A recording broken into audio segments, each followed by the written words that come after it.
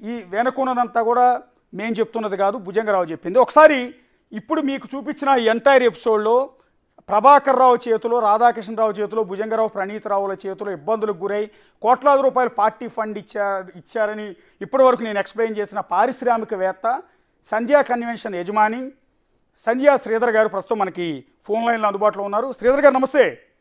నమస్తే అండి. ఇప్పుడే మీ గురించి మొత్తం చదివామండి. భుజంగరావు గారు తన కన్ఫెషన్, డిఎస్పీ భుజంగరావు గారు తన ఎంటైర్ కన్ఫెషన్లో మెన్షన్ చేసిన పాయింట్లన్నీ ఇప్పటివరకు ఎక్స్ప్లెయిన్ చేశాను.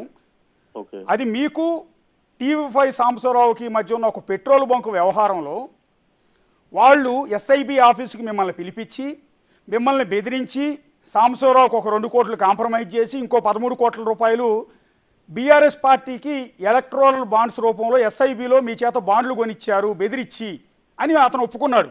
నిజమేనా ఇదంతా?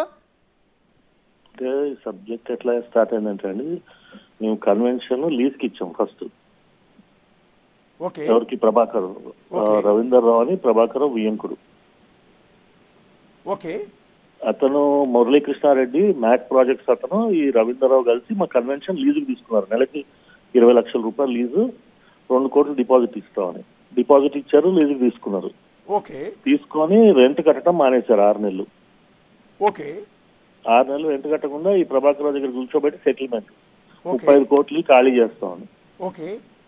ఈ రవీంద్రరావు మురళీకృష్ణారెడ్డి కలిసి చివరికి ఇక మేము మా కన్వెన్షన్ మీద ఉన్న ల్యాండ్ వాల్యూ రేట్ పెరిగి మాకున్న దాని మీద ఉన్న అటాచ్మెంట్ కి, మాకు అది ఫ్యామిలీ అందరికీ అటాచ్ ప్రాపర్టీ. అది రోజు పెళ్లిళ్ళు జరుగుతా, ఫంక్షన్ జరుగుతా, అందరితో సొసైటీలో సోషల్ స్టేటస్ మెయింటైన్ చేసుకుంటూ ఉండేవాళ్ళం కాబట్టి మాకు ఆ ప్రాపర్టీ మీద ఇక ఎందుకు వీళ్ళతో తలనొప్పి అని చెప్పి 15 కోట్ల రూపాయలు ఇచ్చి, వాళ్ళు ఇచ్చిన 2 కోట్లకి 15 కోట్ల రూపాయలు ఎక్స్ట్రా ఇచ్చి వాళ్ళని ఖాళీ చేయించుకున్నాం కన్వెన్షన్. ఎవరు? రవీంద్రరావు, ప్రభాకర్ వియంకుడు. వియంకుడే. అవునండి, సొంత వియంకుడు. రవీంద్రరావు కూతుర్ని ప్రభాకర్ రావు కొడుకు ఇచ్చారు. దీంట్లో వాళ్ళ కొడుకు అతను కూడా ఇన్వాల్వ్ అయినాడు, ప్రభాకర్ రావు కొడుకు కూడా. తర్వాత ఈ ఎపిసోడ్ లో ఈ సాంబశివరావు మధ్యలో దూరి నేనేదో సెటిల్ చేస్తా, వాళ్ళు తెలుసు నాకు, వీళ్ళు తెలుసు, ఇది చేస్తా అది చేస్తా అని చెప్పి వాడు కూడా మధ్యలో హైటెక్ సిటీలో మాకు సైట్ ఉంటే మేము లీజుకి తీసుకుంటాం అని చెప్పి, మీకు పార్ట్నర్షిప్ ఇస్తాం 75% అని చెప్పి దాంట్లో పెట్రోల్ బంక్ పెట్టి మాకు రూపాయి ఇవ్వకుండా అతను మోసం చేశాడు. వాడు కోడల పేరు మీద డబ్బులు తీసుకున్నాడు, మా దగ్గర 5 కోట్ల రూపాయలు మా దగ్గర తినేశాడు, ఇట్లా బెదిరించారు. తర్వాత ఈ ఎలక్ట్రల్ బాండ్స్ అనేది అసలు మాకు అంటే టీఆర్ఎస్ పార్టీ నుంచి ఎవరు కాంటాక్ట్ చేయలేదండి. మాకు కేసీఆర్ కానీ కేటీఆర్ కానీ అసలు ఈ 10 ఏళ్లలో వాళ్ళ గవర్నమెంట్లో ఏ రోజు వాళ్ళని కలవలేదు, వాళ్ళు నన్ను టచ్ చేయలేదు.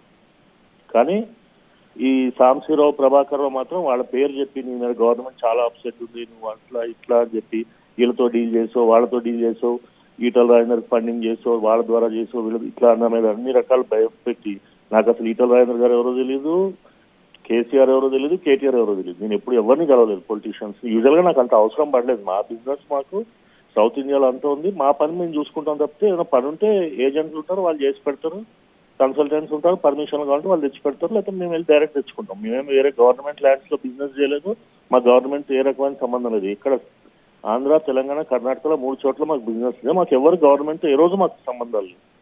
మేము only real estate, rental property business అండి. మాకు రెంట్లకు ఇస్తాం అంతే, ప్రాపర్టీ బిల్డింగ్ కట్టి కమర్షియల్.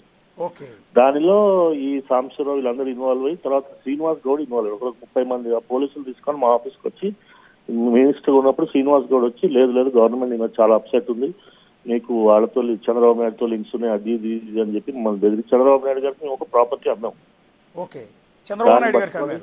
అవునండి, హెరిటేజ్ ఆఫీస్ అమ్మాము.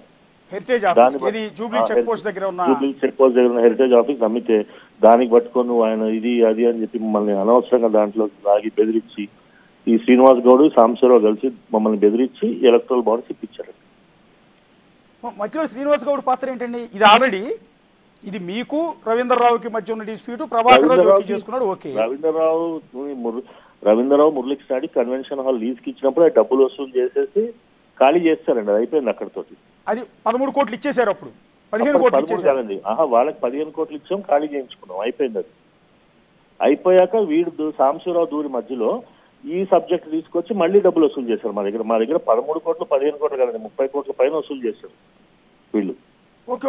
అంటే ఇప్పుడు ఇతను భుజంగరావు కన్ఫెషన్ లో మెన్షన్ చేసిన ఈ 15 కోట్లు వేరు. ఆల్రెడీ ఈ ప్రభాకర్ రావు, రవీంద్రరావు, మురళీకృష్ణారెడ్డి అండి కావాలంటే నా దగ్గర దానికి సంబంధించిన పేపర్లు కూడా ఉన్నాయి. నేను పోలీస్ స్టేషన్ లో కేసు పెడితే అప్పుడు ఏసీపీ శ్యామ్ సుందర్ అని స్వయాన ప్రభాకర్ సొంత బామ్మర్ది మా కన్వీనర్ వాళ్ళు ఎదురుగానే ఉంటుంది గచ్చిబౌలి పోలీస్ స్టేషన్. అసలు అతను కేసు లోపలికి కూడా రానిలేదు, పోలీస్ స్టేషన్ లో కూడా రానిలేదు. నేను కేసు పెడదామని వెళ్తే మా కన్వెన్షన్ ఇట్లా రెంట్ ఇవ్వట్లేదు, మమ్మల్ని ప్రాపర్టీలో లోపలికి రానిలేదండి సెక్యూరిటీని పెట్టి. ఏది మీ కన్వెన్షన్ సెంటర్లో మిమ్మల్ని రానిలేదు. అయితే కేసు పెడదామని ఎదురుగా పోలీస్ స్టేషన్కి వెళ్తే అప్పుడు శ్యామ్ సుందర్ అని సొంత బామ్మర్ది ప్రభాకర్ రావుకి సొంత బామ్మర్ది మమ్మల్ని లోపలికి కూడా రానిది. ఇంకా మేము ఏం చేయలేక చేతగాక డబ్బులు ఇచ్చి వదిలించుకున్నాం. మధ్యలో పెద్ద మనిషి ఒక ఆయన ఇన్వాల్వ్ అయ్యి ఆయన ఎందుకు వచ్చింది వీళ్ళతో నువ్వు తట్టుకోలేవని చెప్పి డబ్బులు ఇచ్చి వదిలించుకున్నాం. ఏది మీ కన్వెన్షన్ మీరు లీజుకి ఇచ్చి మీకు వాళ్ళు రెంట్ కట్టకపోగా 15 కోట్ల రూపాయలు మళ్ళీ దాన్ని మీరు వాళ్ళు ఆక్రమిస్తే దాన్ని వదిలించుకోవడానికి 15 కోట్లు సమర్పించుకున్నారు. అవునండి. డైరెక్ట్ క్యాష్ ఎవరికి ఇచ్చారు సార్? రవీంద్రరావుకా లేకపోతే? మొత్తం మురళీకృష్ణారెడ్డి రవీంద్రరావు ఇద్దరు కలిసి తీసుకున్నారు. ఈ మురళీకృష్ణారెడ్డి ఎవరండి? మ్యాక్ ప్రాజెక్ట్స్ మురళీకృష్ణారెడ్డి రవీంద్రరావు అన్నిట్లలో పార్ట్నర్ అండి. ఇతను ప్రభాకర్ రావు వీళ్ళందరూ ఒక సిండికేట్ అనమాట. ఈ మధ్యలో శ్యామ్ సుందర్కి ఏమైనా సమర్పించుకున్నారా? శ్యామ్ సుందర్ ఎప్పుడు అసలు అడగలేదండి, తీసుకోలేదు. ఓకే. ఇప్పుడు ఆ ఎపిసోడ్ అక్కడతో ముగిసిపోయింది. అవునండి. అప్పుడు ఆ ఎపిసోడ్లో తన బావమరిదికి ఈ సెటిల్మెంట్ చేయాలి, డబ్బులు ఇవ్వాలని ప్రభాకర్ రావు లైన్లోకి వచ్చాడా? ప్రభాకర్ డైరెక్ట్ గా వాళ్ళ ఇంటికి ఇక్కడ కొండాపూర్ లో వెసిలా విల్లాస్ అని ఉంటాయండి, విల్లాస్ లో పిలిపించి మరి అలా ప్రభాకర్ రవీంద్రరావు మురళీకృష్ణ ముగ్గురు కూర్చొని అక్కడ విల్లాలోనే సెటిల్ చేశారు. డైరెక్ట్ ప్రభాకర్ రావు కూర్చోబెట్టి ఇవ్వకపోతే నేను వదిలిపెట్టాం, మీ మీద భవ్య ఆనంద్ ప్రసాద్ కి నువ్వు ఎలక్షన్ ఫండ్ ఇచ్చావు, వాళ్ళకి ఫండ్ ఇచ్చావు, టీడీపీ వాళ్ళకి ఫండ్ ఇచ్చావు అని చెప్పి బెదిరించి అప్పుడు భవ్య ఆనంద్ ప్రసాద్ ఎపిసోడ్ లో ఎలక్షన్ ఫండ్ ఇస్తే మాకు ఆయనకి బిజినెస్ రిలేషన్ నార్మల్ గా ఎలక్షన్ ఫండ్ ఇస్తే బెదిరించాం. అది ఫోన్ ట్యాప్ చేసి నువ్వు ఇచ్చిన అమౌంట్ టైం ప్లేస్ చెప్పేసరికి ఇంకా మేము భయపడిపోయి మళ్ళీ ఎందుకు టీఆర్ఎస్ గవర్నమెంట్ అని చెప్పి మేము కామ్గా డబ్బులు ఇచ్చి క్లోజ్ చేసుకున్నాం. ఒక్క నిమిషం లైన్లో ఉండండి. ఇప్పుడు చూసే వ్యూయర్స్ అందరికీ కూడా అర్థమై ఉంటుంది. ఒకవేళ బీఆర్ఎస్ వాళ్ళు లేకపోతే కాంగ్రెస్ వాళ్ళు పార్టీ వాళ్ళు చూసినా కూడా మీకు అర్థమవుతుంది. హైదరాబాద్లో ఉన్న వ్యాపారవేత్తల్ని ప్రభాకర్ రావు ఏ రకంగా బెదిరించి